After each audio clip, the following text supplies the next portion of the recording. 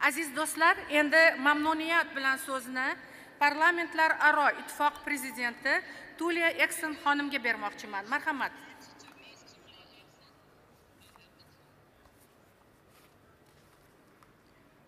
Translate. What translate? Yes.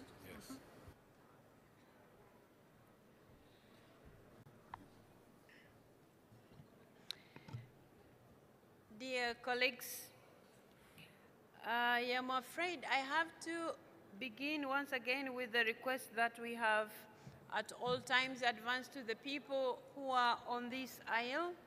Please just leave maybe one or two medias because the speakers are seated at the back and they feel frustrated the fact that they are blocked here.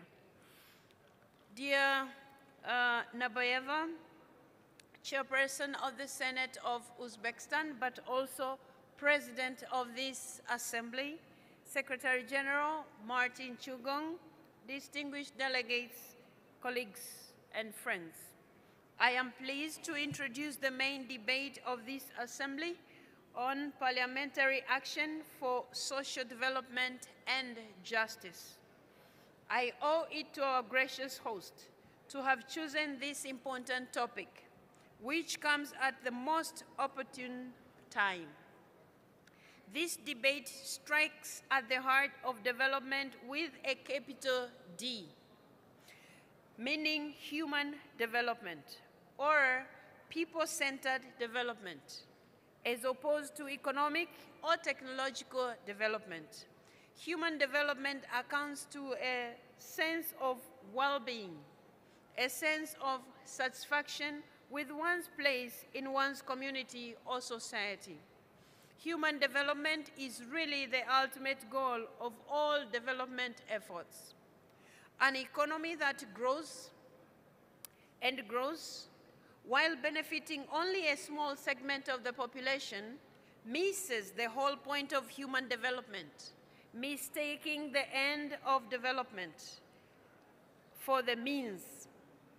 As we know from the landmark Copenhagen Declaration of 1995, when the First World Social Summit took place, social development as human development comes down to three things: fighting poverty in all its forms, ensuring everyone can earn a decent livelihood, and strengthening social bonds.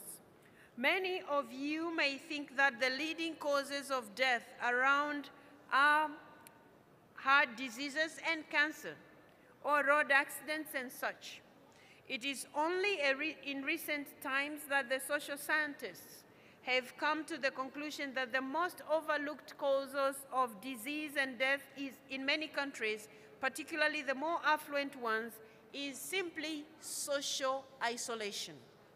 Social isolation makes us all more vulnerable to the unforeseen events of our lives, including a sudden illness or a job loss, and puts extreme pressure on people to take care of themselves without adequate support, which makes life harder than it needs to be.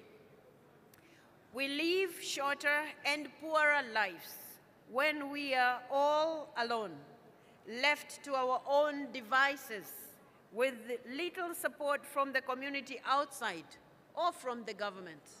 And yet, this is precisely the direction that we have taken for some time now, with policies that are eroding the social fabric in more ways than I can count. The protective role of government has been diminished in favor of market forces in many policy areas, including the social sector.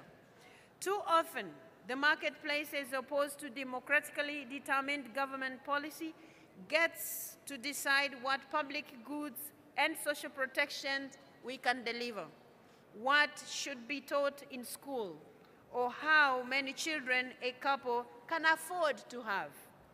The welfare state of the post-war era, where it existed, it has been weakened through fiscal austerity and the privatization of public assets. The sense that each of us should contribute to society and that society is there for us when we need help is losing ground, as you have all witnessed in recent times. A new era of technological development, driven by digitalization and now artificial intelligence, has emerged to support a society-wide shift towards heightened individualism. We are alone at home, in the company of our electronic devices, instead of engaging with real people in the community outside our homes. Income and wealth inequalities have grown sharply, both within and between countries, making it possible for a relatively small group of individuals to own the majority of the world's productive assets. Work, even when abundantly available, has become more precarious, with real wages rising more or less than productive gains. In some places, people, particularly women, have no choice but to work at 2 or 3 jobs just to make ends meet. I hope this debate will help us recover the vision of Copenhagen as the United Nations is working towards a second World Social Summit, which will take place in November in Qatar. There is no magic wand to cure so many social ills, but I want to propose 3 ways to go out of this. First, let's commit to invest more in people.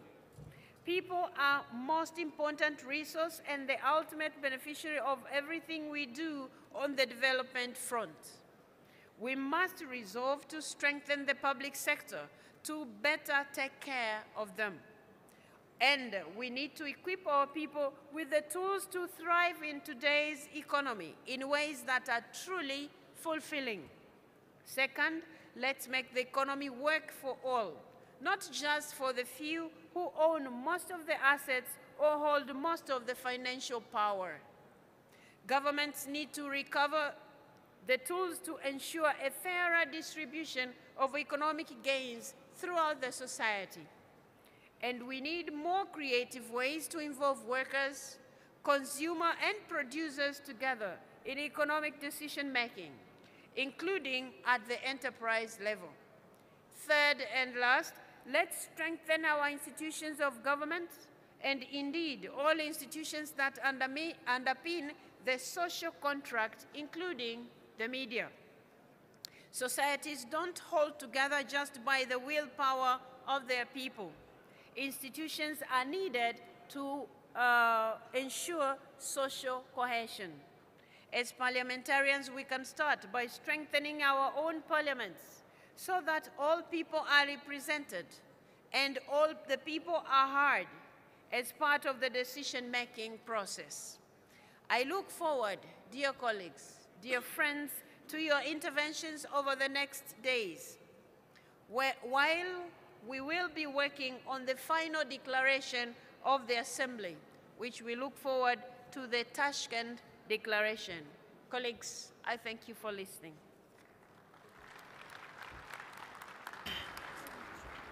Katta rahmat, muhtarama